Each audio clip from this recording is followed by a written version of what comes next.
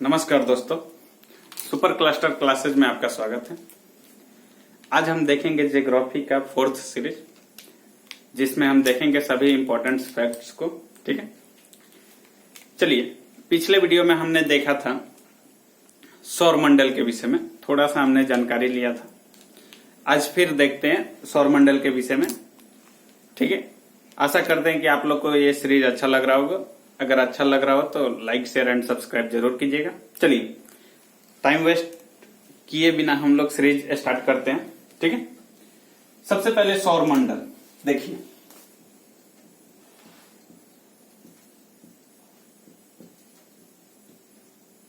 सौर मंडल इंग्लिश में solar system.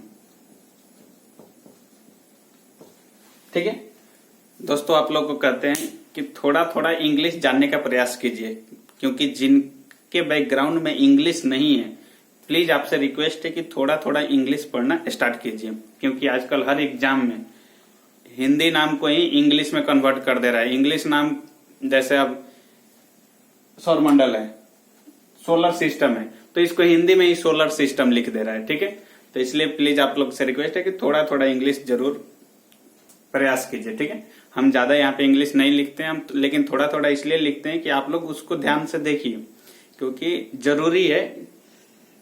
क्योंकि अभी एग्जाम का लेवल कुछ अलग टाइप का चल रहा है। चलिए, ठीक है, हमारा ये ज्योग्राफी का सीरीज कंटिन्यू चल रहा है और जो पूरा डीपली चल रहा है। ठीक है, जो पूरा जीरो से चल रहा है। अगर जिन्होंने पिछला 3 सीरीज नहीं देखा है, प्लीज उनसे रिक्वेस्ट है कि जाके वो तीनों सीरीज देख लीजिए पहले, फिर उसके बाद ये सीरीज देखिएगा, उसके बाद आपको आगे समझ में आएगा। ठीक है, चलिए, सबसे पहले सौर मंडल।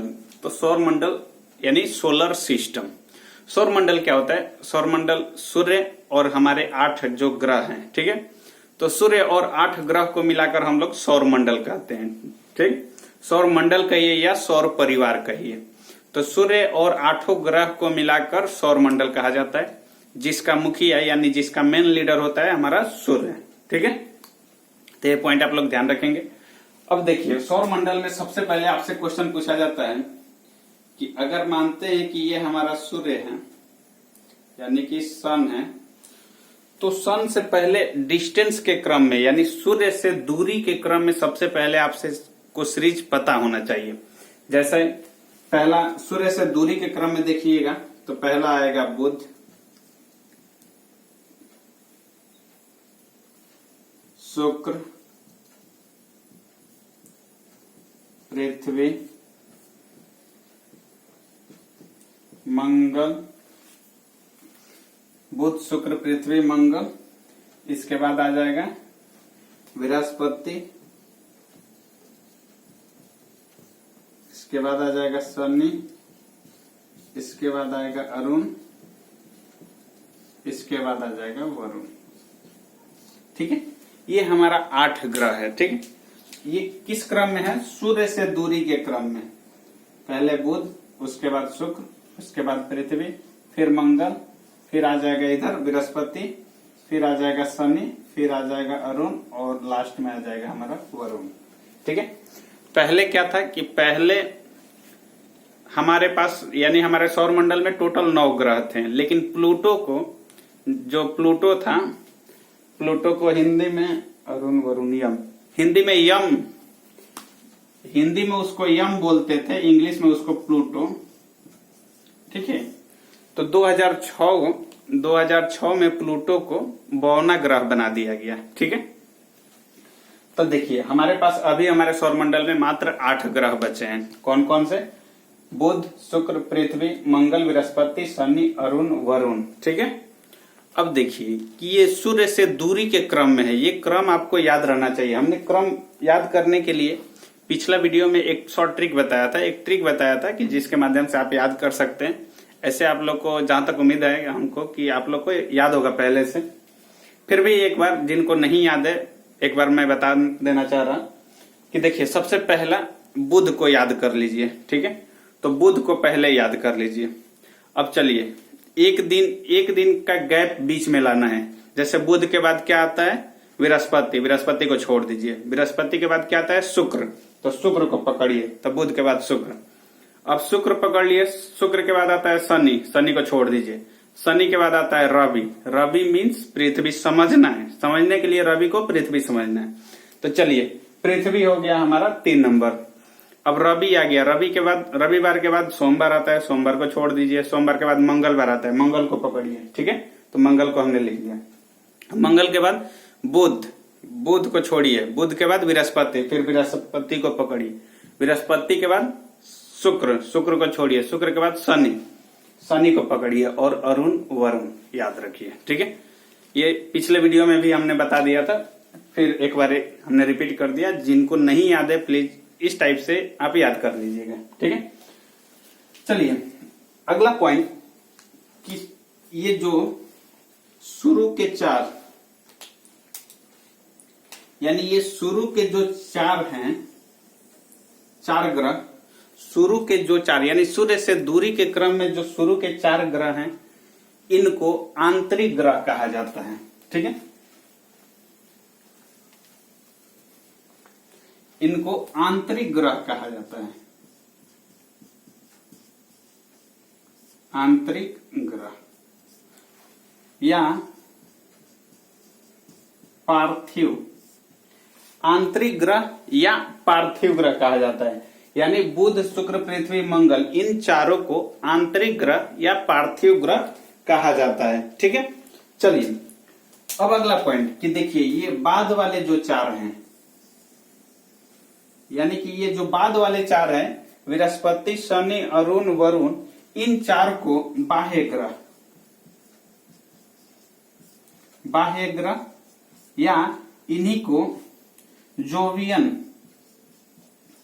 जोवियन, जोवियन ग्रह भी कहा जाता है। फिर से सुनिएगा, एक तो सूर्य से दूरी के क्रम में पहले सजा लेना है, ठीक है। बुध, शुक्र, पृथ्वी, मंगल, बृहस्पति, शनि, अरुण, वरुण, ठीक है।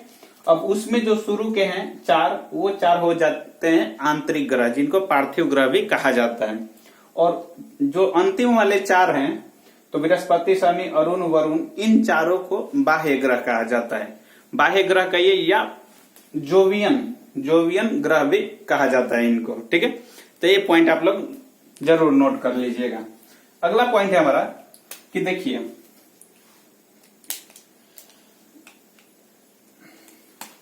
इसमें मंगल और इसमें बृहस्पति, यानी मंगल जोवियन का लास्ट, ये जो पार्थिव ग्रह है इसका लास्ट वाला, और जो जोवियन का है उसका फर्स्ट वाला, यानी बृहस्पति। दिखाई दे रहे?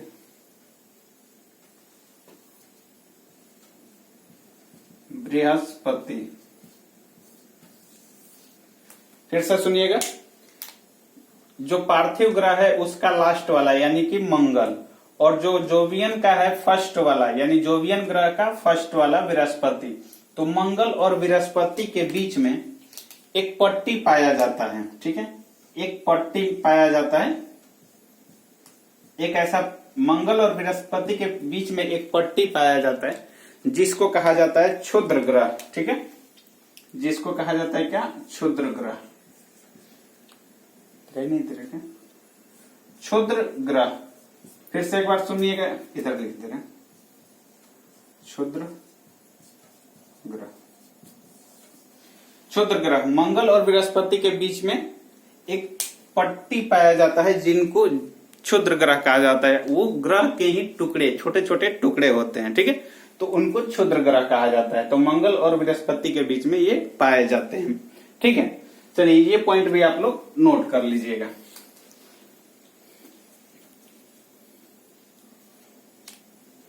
चलिए इधर अब मिटाते हैं। आप लोग को स्क्रीनशॉट लेना है तो स्क्रीनशॉट ले सकते हैं।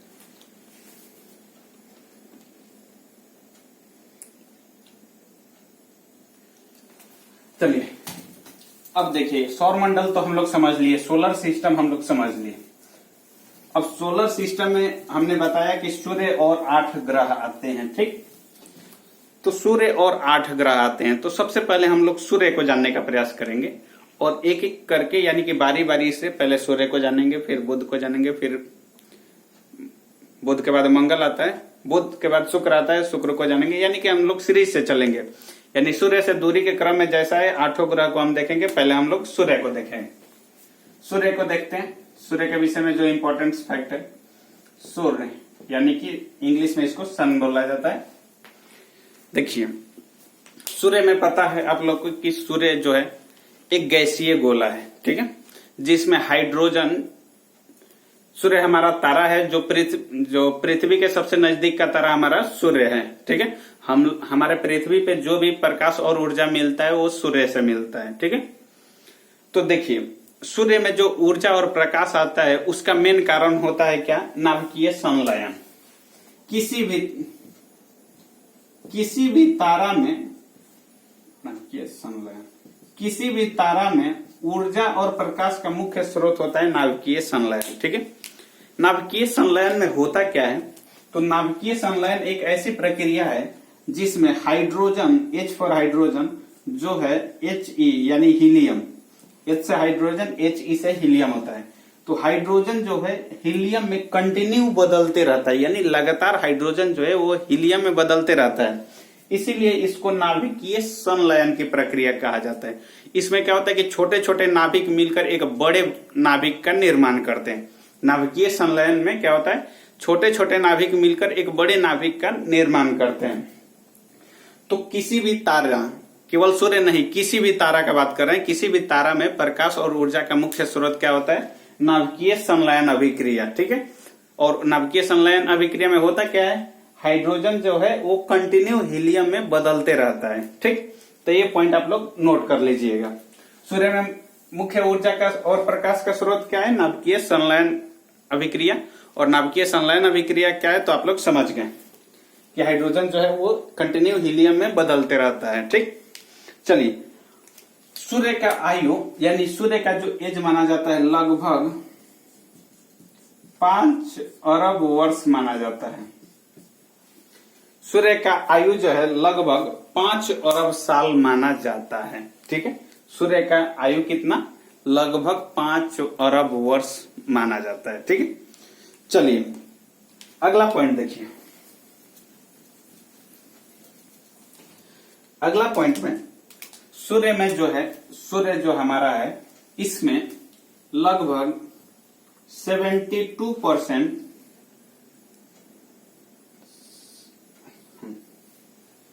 71 या 72%, लगभग 71%, 71.6 सही है, 72 किसी किसी बुक में 71%, 71 मानिए, लगभग 71% हमारा क्या है, हाइड्रोजन है। सोचिए, सूर्य में आपसे देखिए क्वेश्चन कैसे पूछा जाता है कि सूर्य में मुख्य ऊर्जा का स्रोत क्या है, तो हाइड्रोजन है। मुख्य ऊर्जा का स्रोत क्या है, हाइड्रोजन, जो कि लगभग 71% है। अब 71% और 27% हीलियम है, यानी He फॉर हीलियम, यानी 27% हीलियम है हमारे सूर्य में, और लगभग 2% अन्य तत्व हैं, ठीक है। हाइड्रोजन लगभग 71%, हीलियम लगभग 27%, 71% हाइड्रोजन, 27% हीलियम और 2% हमारा अन्य है, ठीक है। तो ये पॉइंट आप लोग ध्यान रखेंगे। चलिए आगे देखते हैं।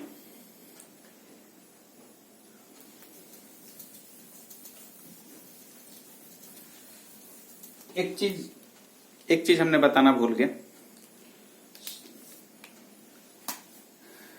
देखिए, सूर्य से सौरमंडल में आप लोग नोट कर लीजिएगा, हमने मिस्टेक हो गया हमसे बताने में।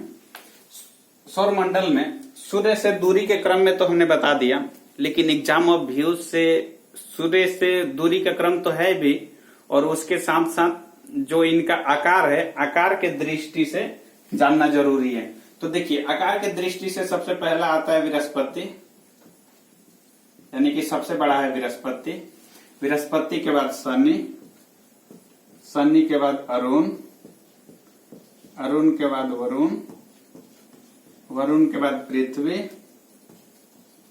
पृथ्वी के बाद शुक्र, शुक्र के बाद मंगल, मंगल के बाद बुध, ठीक है। ये आकार के दृष्टि से है।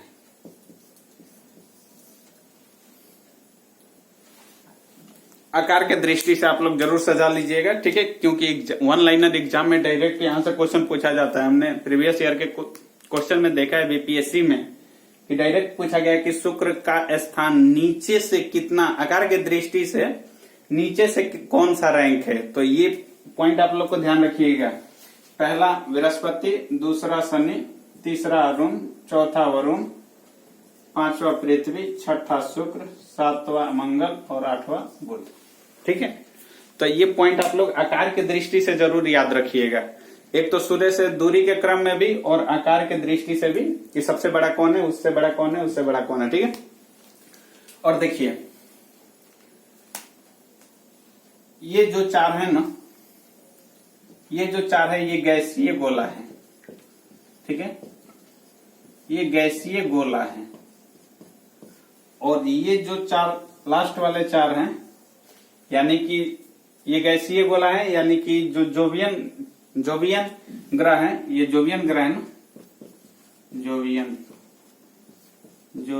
ग्रह, ये गैसीय गोला रूप में होते हैं। और जो पार्थिव ग्रह है, ये पार्थिव ग्रह है,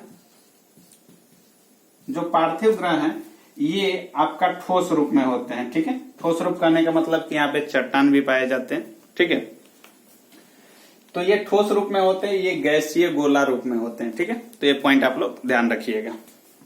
चलिए अब सूर्य के विषय में, ये हमने सौर मंडल पढ़ाते वक्त हमने भूल गया था, तो इसलिए हमने ये बता दिया कि ये एग्जाम के व्यू से इम्पोर्टेंट है, इसलिए आप लोग वहां पे नोट कर लीजिएगा। अभी हम लोग सूर्य को देख रहे हैं। चलिए स्क्रीनशॉट ले लीजिए इसका।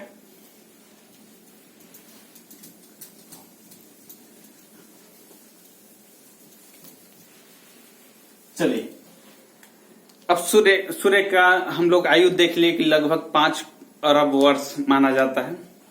और दूसरा चीज कि सूर्य जो है मुख्य रूप से हाइड्रोजन से बना हुआ है, जिसमें 71% हाइड्रोजन, 27% हीलियम और 2% अन्य है। चलिए हम लोग सूर्य की संरचना देखते हैं। देखिए ये हमारा सूर्य है। ठीक है, ये हमारा सन है। ठीक है, अब इसमें देखते हैं सारे इंपॉर्टेंट कि जो सूर्य है, सूर्य की आखिर संरचना कैसी है। ठीक, तो एक दो क्वेश्चन हमने देखा है प्रीवियस ईयर में कि संरचना से रिलेटेड एक दो क्वेश्चन पूछ दिया गया है कि जैसे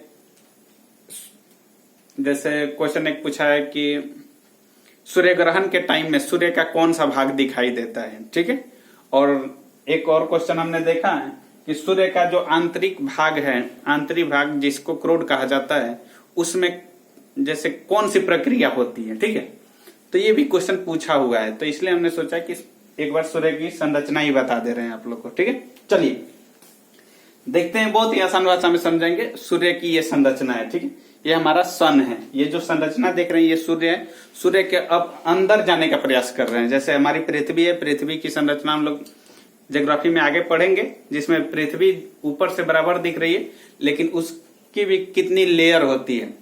तो वैसे ही सूर्य हमारा दिखता है गोल सा, आग का गोला, लेकिन उसमें भी बहुत संरचना है। चलिए देखिए सूर्य का जो आंतरिक भाग होता है, देखिए ये वाला एकदम अंदर वाला जो भाग होता है उसको कोर कहा जाता है। ठीक है, कोर या क्रोड कहिए, इंग्लिश में कोर कहा जाता है, हिंदी में क्रोड कहा जाता है।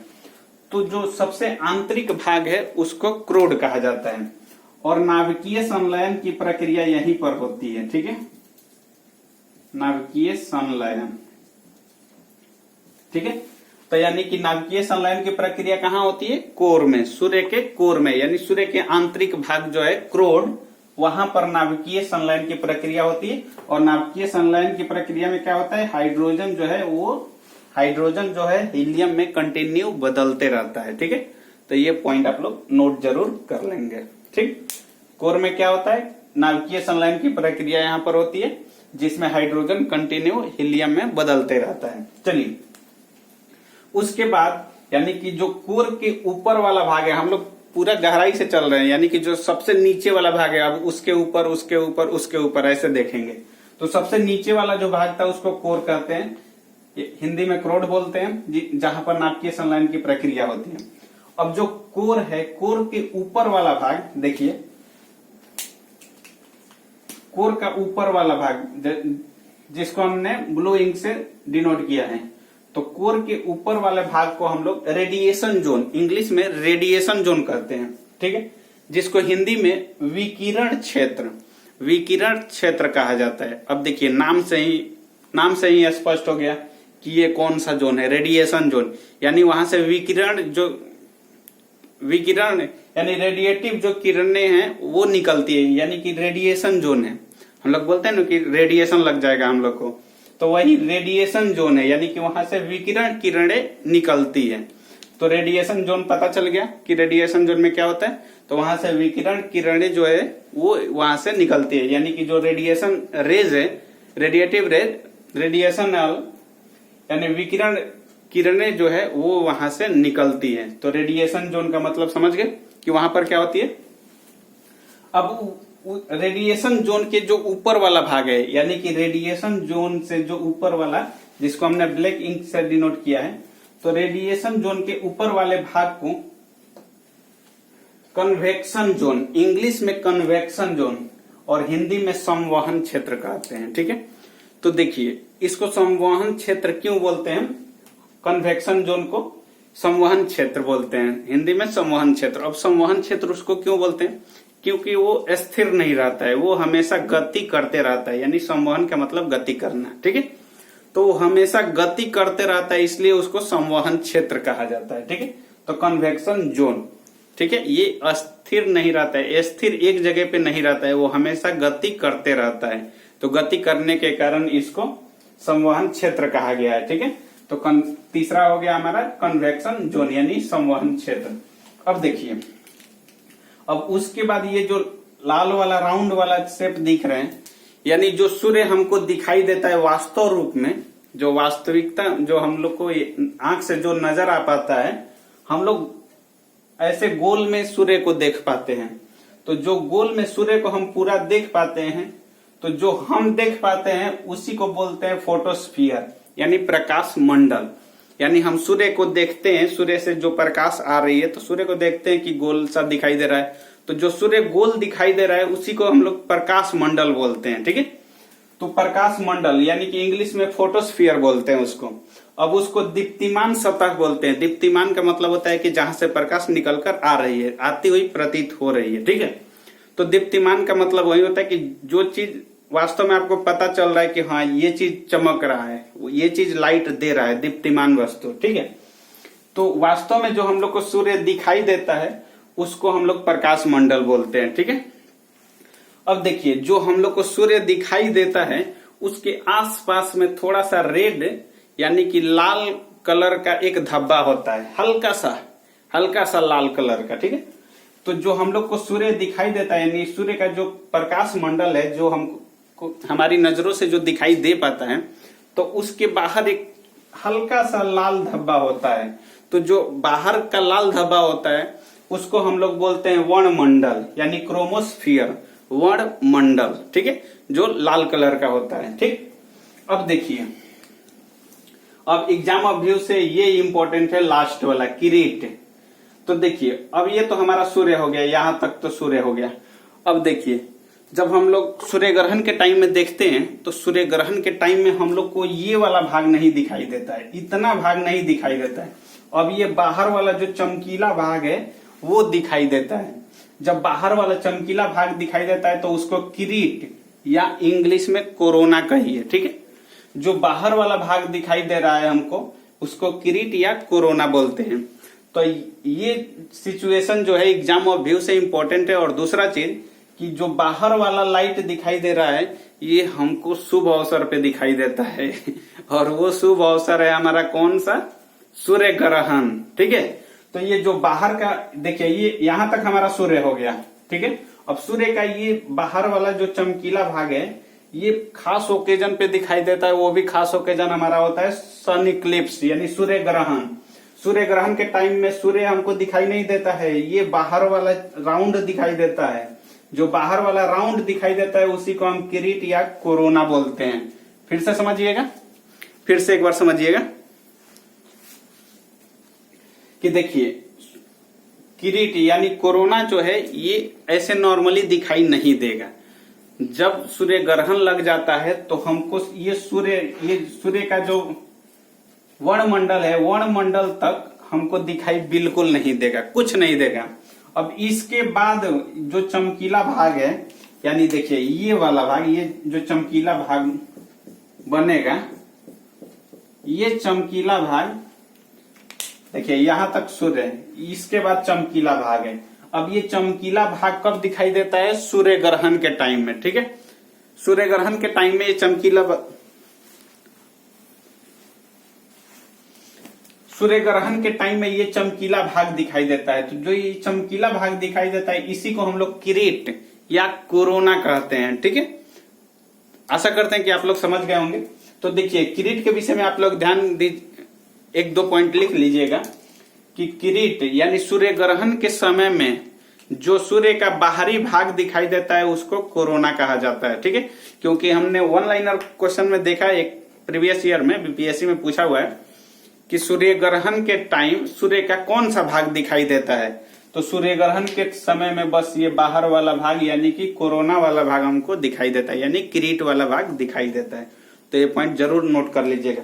और एक चीज कि ये जो प्रकाश मंडल है, फोटोस्फीयर, प्रकाश मंडल, जो हम लोग सूर्य को देख पाते हैं, जो वास्तव में हम लोग आंख से देखते हैं जिस सूर्य को, जिस शेप में, वो फोटोस्फीयर है, ठीक है। तो फोटोस्फीयर का कभी कभी तापमान पूछ देता है, तो फोटोस्फीयर का तापमान 6000 डिग्री सेल्सियस आप लोग लिख लीजिएगा, ठीक है। फोटोस्फीयर यानी कि जो प्रकाश मंडल है, प्रकाश मंडल का तापमान लगभग 6000 डिग्री सेल्सियस होता है, ठीक है। तो ये हो गया हमारा सूर्य का संरचना। आशा करते हैं कि आप लोग को ये चीज अच्छा से समझ में आया हो, ठीक है। चलिए अब सूर्य हमारा खत्म हो गया। अब देखते हैं ग्रह के विषय में। तो ग्रह में सबसे पहले हम देखते हैं बुध ग्रह को, ठीक है। चलिए स्क्रीनशॉट लेना है तो ले लीजिए, मिटाते हैं इसको।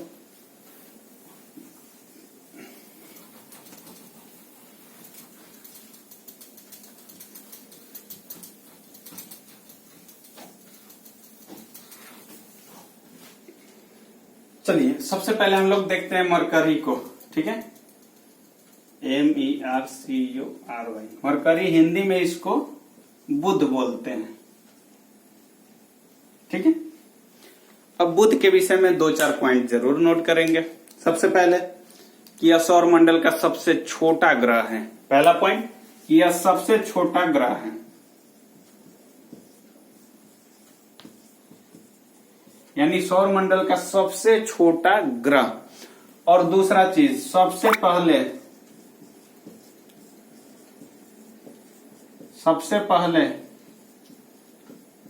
सूर्य का परिक्रमण। दूसरा पॉइंट, सबसे पहले सूर्य का परिक्रमण। कहने का मतलब कि यह सौर मंडल का एक ऐसा ग्रह है जो सबसे पहले सूर्य का चक्कर लगा लेता है, ठीक है। वो भी कितने दिन में? मात्र 88 दिन में। हमारी पृथ्वी को एक चक्कर लगाने में 365 दिन लगता है, लेकिन इसको एक चक्कर लगाने में, यानी सूर्य को, बुध जो है, बुध को सूर्य का एक चक्कर लगाने में केवल 88 दिन का समय लगता है, ठीक है। तो ये पॉइंट आप लोग नोट कर लीजिएगा। दूसरा चीज कि यहां का तापांतर सबसे अधिक,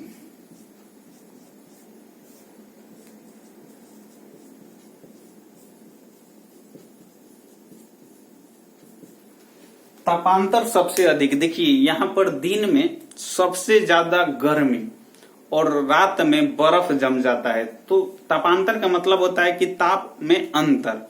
तो दिन में गर्मी रहेगा, रात में बर्फ जम जाएगा, ठीक है। तो ये तापांतर इसको बोलते हैं, यानी कि टेम्परेचर में डिफरेंस होता है। तो जब तापांतर जो है ये सबसे अधिक, यानी कि हमारे सौर मंडल में सबसे अधिक अगर किसी का तापांतर है तो हमारा बुध का है, ठीक है। तो तापांतर सबसे अधिक होता है बुध का। और दूसरा चीज, कहीं आप लोग गलती करते होंगे एग्जाम में, कि सबसे गर्म ग्रह पता चलता है कि सूर्य का सबसे नजदीकी ग्रह है। यहाँ पे लिख लीजिए, सूर्य का सबसे नजदीकी ग्रह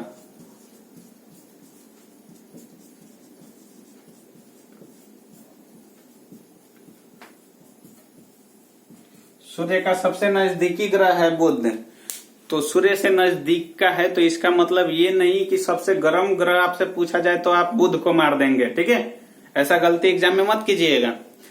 सूर्य का नजदीक है लेकिन ये सबसे गर्म ग्रह नहीं है, ठीक है, ध्यान रखेंगे। बुध जो है सूर्य से सबसे नजदीक है लेकिन सबसे गर्म ग्रह नहीं है, ठीक है। दूसरा चीज इसमें एक पॉइंट और नोट कीजिएगा कि यहां पर वायुमंडल नहीं है, यहां पर वायुमंडल नहीं है, ठीक है। तो बुध में ये पॉइंट भी आप लोग नोट कर लीजिएगा कि इसमें वायुमंडल नहीं है, ठीक है। और दूसरा पॉइंट कि इसका कोई उपग्रह नहीं है, ठीक है, यानी बुध का कोई उपग्रह भी नहीं है, ठीक है। तो ये पॉइंट भी आप लोग नोट कर लीजिएगा बुध के विषय में। आज के लिए बस करते हैं इतना ही। आशा करते हैं कि आप लोग को भी ये सीरीज भी अच्छा लगेगा। अगर अच्छा लगे तो please like, share and subscribe जरूर कीजिए और दोस्तों को भी बताइए ताकि उनको भी इस वीडियो का लाभ मिल सके। हम लोग ज्योग्राफी पूरा जीरो से पढ़ रहे हैं, ठीक है, जहां से मैं आप लोग को विश्वास दिलाता हूं कि आपको कोई दिक्कत नहीं आएगा। अभी तो अब धीरे धीरे हम लोग लाइन पकड़ रहे हैं, यानी कि पूरा डीपली चल रहे हैं, ठीक है। तो आप लोग को कोई भी ज्योग्राफी में दिक्कत नहीं आएगा, ठीक है। तो इसलिए आप प्लीज अपना फर्ज निभाइए कि चैनल को सब्सक्राइब कीजिए, वीडियो को लाइक कीजिए, ठीक है, और दोस्तों को भी बताइए। बाकी हम अपना फर्ज निभा रहे हैं कि हम जितना ज्यादा हो सकता है उतना ज्यादा कंटेंट, उतना एग्जाम अभी से इम्पोर्टेंट कंटेंट लेके आने का प्रयास करते हैं, ठीक है। चलिए, वीडियो देखने के लिए धन्यवाद।